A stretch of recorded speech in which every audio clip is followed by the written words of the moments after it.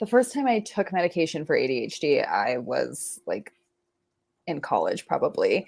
And all of my friends who took it got like really hyped and were like really amped up the whole night. And I had like never been so calm in my life. Yeah. Like I got so much accomplished. I went to bed at like a normal hour. They were like, it didn't keep you up all night. And I was like, no, No. like, is it supposed to? And I didn't really think much of it. I like, went to work and did all the things I thought I was supposed to do. But all along, like I always felt like so much of my like brain power wasn't online almost. Like I couldn't like do all of these things because I was so preoccupied with like how difficult existing in the world felt. Yeah.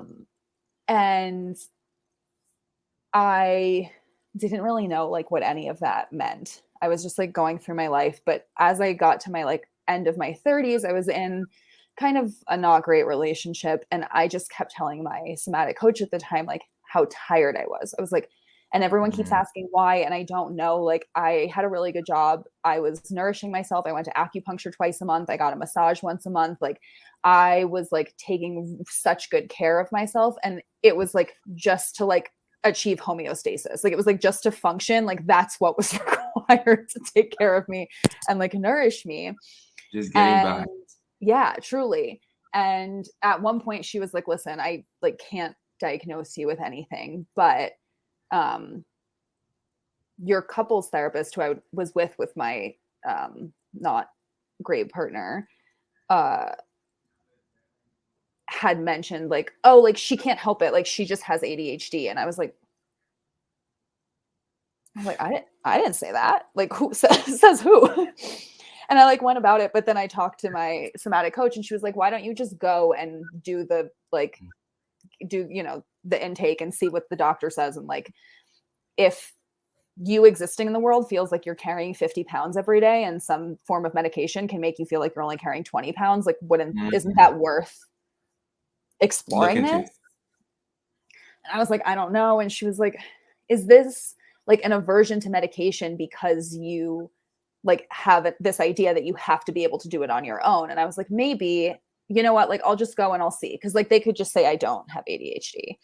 Right. That is not what they said.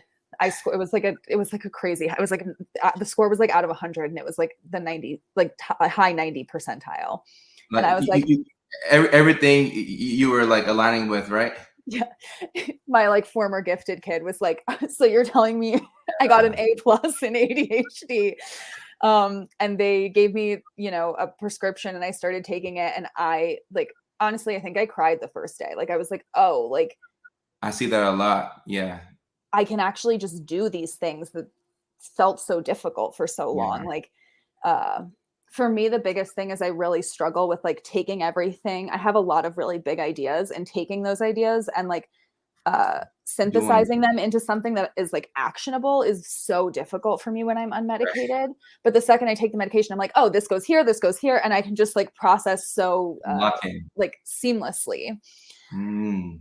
So at first it was amazing. I was really thrilled. And then I started to notice that taking the ADHD medication actually made my like what I now know are like the symptoms of the way that my autism impacts me, like Right. much more prevalent in my life. Like Yeah. I was like all of a sudden like the most noise sensitive I'd ever been. Like there was all Mm. these things that I think that I was just like too distracted to like harp on, and I would kind of just like ignore them, like almost like I dissociated through. Today it was crazy. I was at a hot spring and I like felt it was like a really not good texture of the like rubber on the floor, and I was like, I No. hate this so much. And I like had this flashback to like swim team when I was like 8 years old and how much I hated the floor. And I was like, there were so many things actually in my life Yeah. that felt so like so terrible to me that I just ignored. And so after I started like noticing more of the symptoms, I started getting like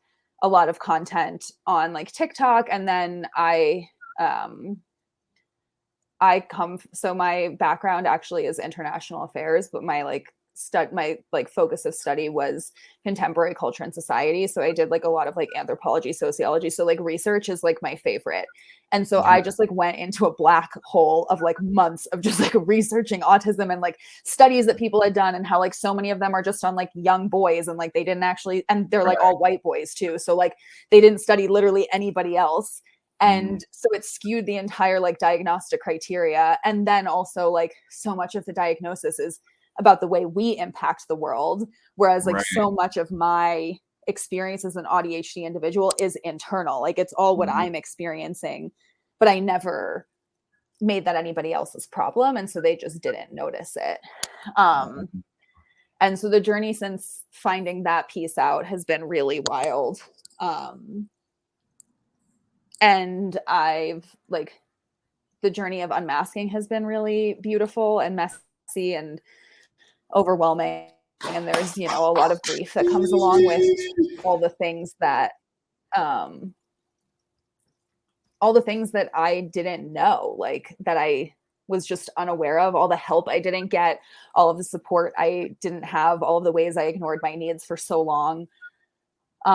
There's like a lot of grief around that, but there's also like this really fun, exciting energy of like, wow, now I actually get to do all of these things that I actually really loved as a kid, but only could give it like 30% of my brain power because 70% was just going to masking and all the other things that I was doing. So like I've started playing the piano again.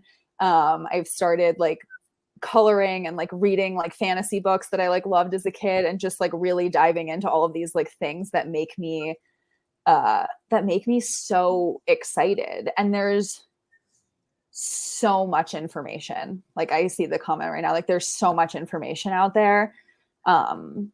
Which is why for me, like the biggest thing about like the content I make and like the work that I try and do is to help individuals like learn to support their needs, because I think that so much of what we've experienced in our life has been people negating our needs, telling us that we were wrong for having them, our feelings were too big, our meltdowns were too big, we were overreacting, like all of this stuff that feels so disempowering, honestly, right? Like there's so much of like, you can't trust your experience, and that's actually not true. Like often we are spot on, we know what's going on, like we are super aware of the situation. And so like rebuilding that trust with my clients is like the biggest thing for me, is like, how do you learn to trust yourself, and how do we actually figure out what your needs are so you can support yourself in the way that nobody really supported you growing